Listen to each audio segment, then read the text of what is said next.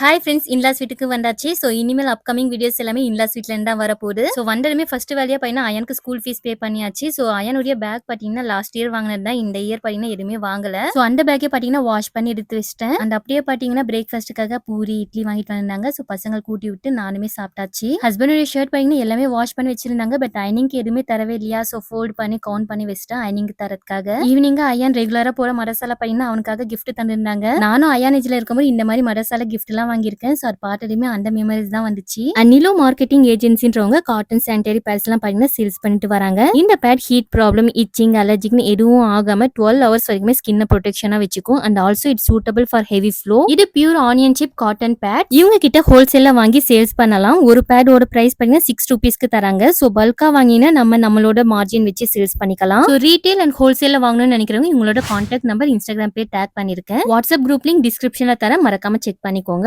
பாய்.